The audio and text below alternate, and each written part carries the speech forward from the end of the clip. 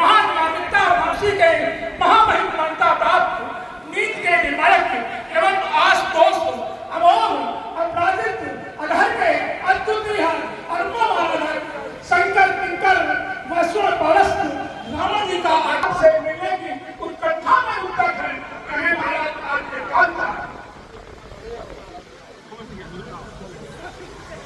कुछ बाकी है श्री राम जी का स्वागत ही नहीं पूजन वंदन अभिनंदन माता के किसी की कोख को धन्य बनाने वाले अद्भुत योद्धा भगवान श्री भोलेनाथ के परम उपासक इस मिथिला में आकर हमारे अपने श्री रामन जी आपके श्री चरणों में सीधे प्रणाम करते हैं। इस मिथिला के प्राण इस अधिवेशन के अध्यक्षता यम नियम आसन प्राणायाम प्रत्याहार धारणा ध्यान समाधि के परमाचार्य सर्वमुखी प्रतिभा संपन्न पांडित्य के अपार परवर गुरु तुंग मेरु श्रृंग तुंग सिरथक जिससे किया तुमने बर्तन उससे मेरा आशीष तुम्हें शुभाशीष तुम्हें सताशीष तुम्हें सहस्त्राशीष तुम्हें लक्षाशीष तुम्हें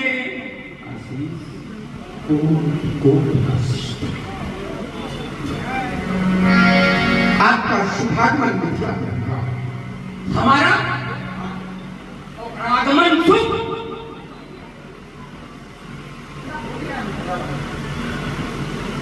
सेवक अभी हल्ला मचा कर आपसे कह रहा था सात्विक और तुम कह रहे हो शुभागमन। रावण का आगमन यदि शुभ होगा तो इन संतों महात्माओं का आगमन क्या होगा? क्योंकि मैं इनका विरोधी, ये हमारे विरोधी।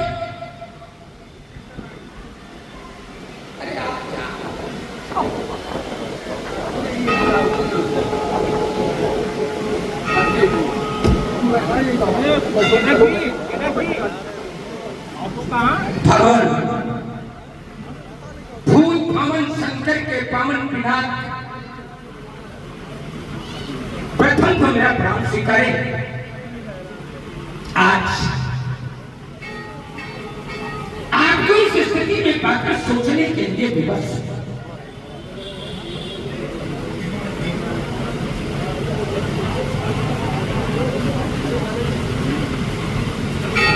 एक वो था,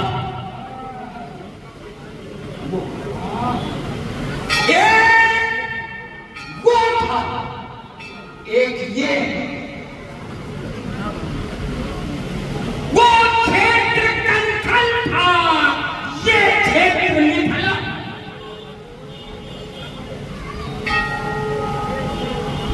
यज्ञ वहां भी था, यज्ञ यहां भी।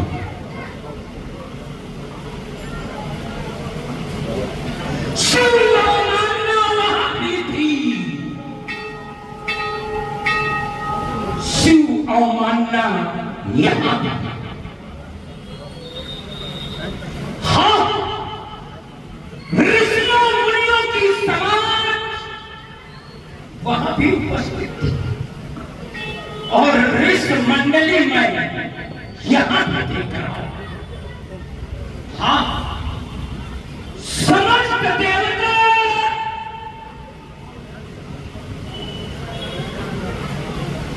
वहां भी उपस्थित थे और समस्त देवता यहां भी उपस्थित थे। शिव अवमानना का विरोध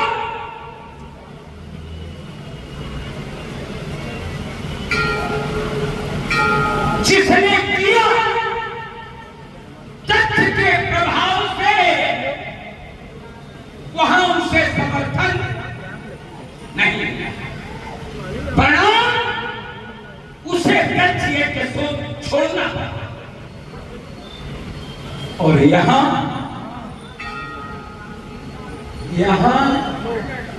राजा जनक के प्रभाव से प्रभावित अभी तक किसी ने विरोध नहीं किया। हाँ, जिन्होंने विरोध किया उनका विरोध मुखर नहीं रहा, उनका विरोध राजा जनक के सामने नहीं रखा गया। मन की भावना आहत होती रही। राजा जनक के प्रभाव के कारण उनसे कहने की सामर्थ्य नहीं थी पाती।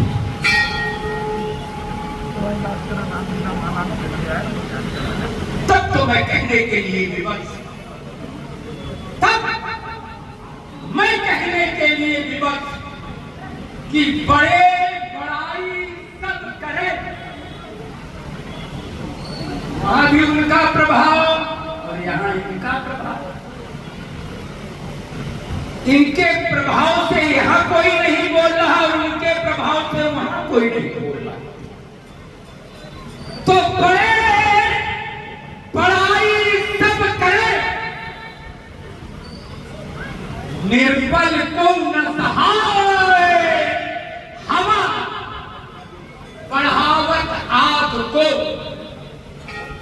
जलती हुई आग को हवा बढ़ा देती, हवा बढ़ावत आग को पर दीपक दे बुझा।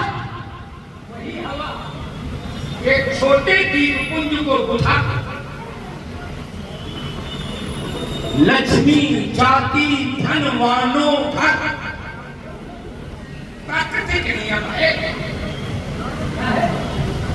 प्राकृतिक नियम। लक्ष्मी जाति धनवानों घर, कभी न जाति निर्धन घर को। सरिता मिलती है सागर से, कभी न भरता, कभी न भरती सूखे सर को सरवण माला, कभी न भरती सूखे सर को।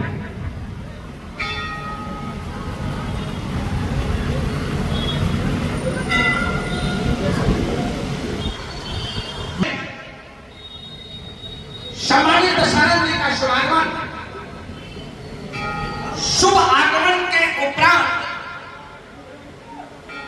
राजा जनक के द्वारा अभिवादन, तत्पश्चात समाज में श्री रावण जी का उद्बोधन में आपने जो धरातल बनाया है, उस धरातल के मूल में मैं दो बातें ले रहा हूं। पहली बात कि बड़ों का कोई विरोध नहीं करता है और निर्बल को न सहाय, छोटों का कोई सहायता काम नहीं होता, उनकी मदद नहीं करता। और लक्ष्मी जाति धनवानों घर, दोनों विषय को एक साथ लेके चल रहे हैं। पहले विषय पर ही हम श्री रावण जी का ध्यान केंद्रित करें, लेकिन उसके पहले हमें अपनी संस्कृति, अपने संस्कार, अपने आचार, अपने विचार, अपने व्यवहार, इन सबको माध्यम बना करके श्री रावण जी के प्रति अपने श्रद्धा के सुमन प्रस्तुत करना चाहिए, क्योंकि आने वाला व्यक्तित्व कोई साधारण व्यक्तित्व नहीं है। मैंने आपके संदर्भ में जाना है तो बताया गया रावण नाम वीर बरमंडा, रावण प्रचंड वीर है, श्रेष्ठ वीर है। वीरों में सर्वोपरि है और सिद्धांत कहता है अगर एक वीर को किसी वीर का स्वागत करना चाहिए तो सिद्धांत में है वीर वीरे पूजते, एक वीर को दूसरे वीर की पूजा एक सामाजिक व्यवहारिक आधार भी है, कारण भी है। आप हमारे बांध के भी मान हैं। हमारी बुआ रत्नमाला की बेटी वज्रज्वाला आपके छोटे भाई कुंभकर्ण को ब्याह किया, इसका हमारे मान्य के भी मान है। अस्त हमें आपका अभिनंदन और स्वागत करना चाहिए। मिथिला की पावन भूमि पर राज्य संस्कृति का प्रचार प्रसार करने वाले राजक्षेत्र पुलस वंश के कुलदीपक मार्केशी के गोद के प्रसून सम्मानित सानंद जी, मिथिला की इस पावन भूमि पर आपका अभिनंदन है, आपका स्वागत है। आपके चरणों में कोट कोट वंदन है, बंधन है, शुभार्थी स्वागत है, धन्यवाद। सम्मानित सानंद जी, कहे मैंने आपके वक्तव्य को सुना और विचार करने लगा। आपने कहा बड़े बड़ाई सब करे, एक वो था अर्थात दक्ष की ओर आपने सबका ध्यान केंद्रित किया, और एक ये है। मैं विचार करने लगा कि क्योंकि आपने संपूर्ण वार्ता में रखा है कि ऋषि मुनि भी इकट्ठा है, देवता भी इकट्ठा है, तो क्या इन ऋषियों और मुनियों से भी राजा जनक श्रेष्ठ हैं? क्या समाज में बैठे हुए इन ब्राह्मणों से भी राजा श्रेष्ठ है? और अगर राजा श्रेष्ठ है तो मैं सहर्ष स्वीकार करूंगा कि सब राजा के प्रभाव में विरोध नहीं कर रहे हैं। और अगर समाज में ब्राह्मण श्रेष्ठ है तो फिर मेरी बात है कि अगर ब्राह्मण श्रेष्ठ है तो आपने कहा था निर्बल को न सहाय, तो फिर तो आज इन ब्राह्मणों के सामने निर्बल है राजा जनक, जिसकी सहायता के लिए ये सब यहाँ इकट्ठा हो गए। दूसरी बात, आपने कहा लक्ष्मी जाति धनवानों घर, वर्तमान में आपसे वैभवशाली कोई नहीं है, तो क्या आप धनवान थे? वर्तमान में आपसे ज्यादा वैभवशाली, संपन्नवान, प्रतिष्ठावान कोई दूसरा विश्व में नहीं है, तो क्या आप जन्म से धनवान थे? और अगर सिद्धांत है कि लक्ष्मी धनवानों के यहाँ घर जाती है, तो फिर तुम्हारे घर में ये लक्ष्मी कैसे पहुंच गई? तुम्हारे घर में संपत्ति का वास कैसे हो गया? अल्प विराम के साथ मैं अपनी वाणी को श्री अनुराग जी त्रिवेदी जो कि शिवली निवासी हैं, आपके ये 100 मुद्राएं श्री रावण जी और श्री बाणासुर जी के सुंदर संवाद पर प्रसन्न होकर के प्रदान की है। कोट कोट धन्यवाद। चलिए, जहां से छोड़ा है यहीं से प्रारंभ हो जाए। कह रहे क्या आप धनवान थे? हाँ, जब धनवान नहीं थे तो लक्ष्मी गई नहीं, ठीक है? हमारे समर्थकों ने हंसी हमारा क्या जब हम धनवान नहीं थे तब लक्ष्मी नहीं गई? तब हमने कैसे पाई लक्ष्मी? तुम्हारे लिए छोड़ने की तब हमने बर्बर लंका को जीता, दसमुख कतम खबर पाई तो सैन्य साज गण घेरे जाई, भोगावत जहां ऐकुल वासा, अमरावत जहां शंकर निवासा, तिनते अधिक रम्य अति बंका, जग विख्यात नाम ते लंका, तो दसमुख कतौ खबर न पाई तो सैन्य साज गण घेरे छीनी। ऐसे वो संपत्ति पाई, और इस संपत्ति जब वो मिल गई, जब वो मिल गई तब क्या हुआ? तब हुआ सुख संपत्ति सुख सेन सहाय। स्थिति क्या बनी? सुख संपत्ति सुख सेन सहाय, जय प्रताप बल बुद्धि बढ़ाई, ते नित नूतन बाढ़त छल।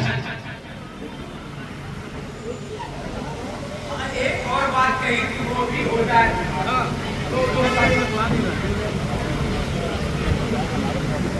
एक बात आपने बढ़िया कही थी, क्या राजा जनक से तो बात वही आ गई, तधीच और छुआ बड़ा, और ये निर्णय आखिरी तक नहीं निकल पाया बड़ा कौन है, क्योंकि सर्व वेद में ब्राह्मण है और सर्व देव में राजा। सर्व वेद में ब्राह्मण है और सर्व देव में राजा है। तो निश्चित ये निर्णय कर पाना कौन श्रेष्ठ है, लेकिन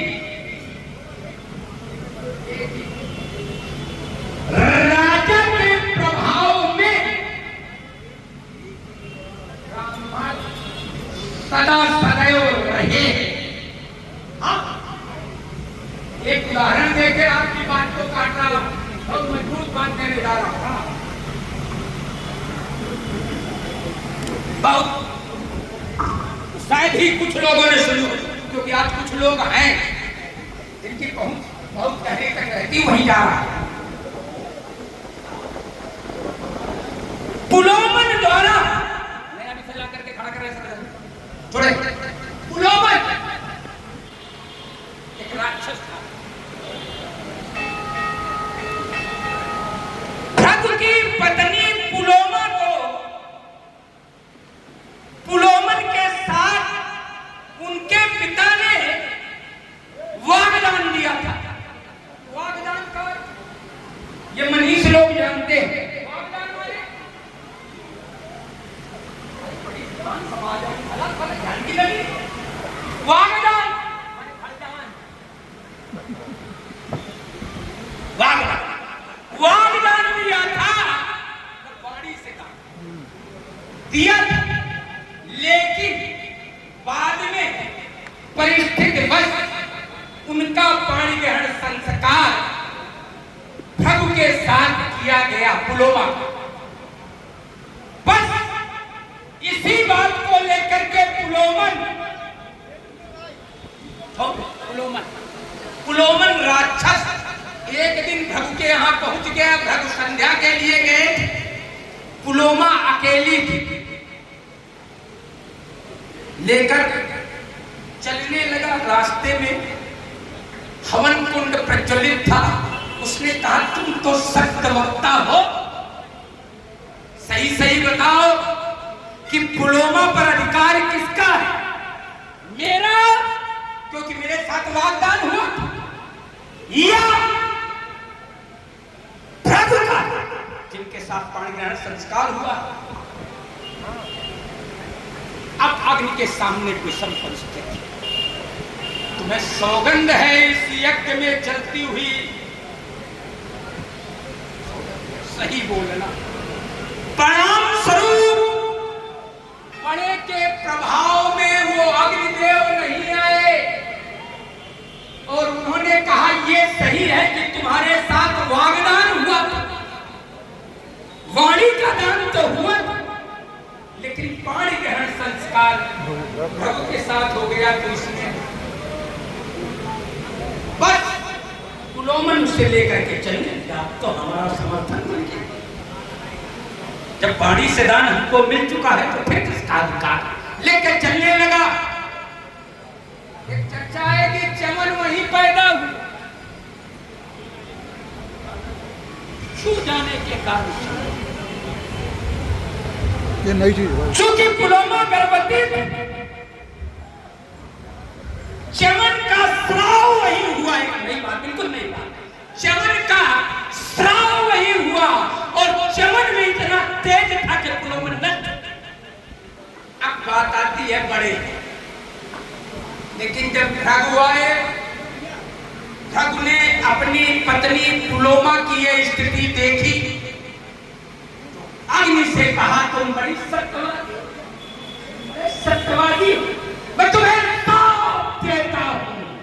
ये है बड़े स्वार्थ में तने आएंगे, सही बात कहने वाले को भी तन, और जब जरूरत पड़ती है तो अपना सही नहीं कहते हैं। यज्ञ कराते उधर चेक में वही थे, आचार्य वही थे, तो अग्नि को साथ दिया।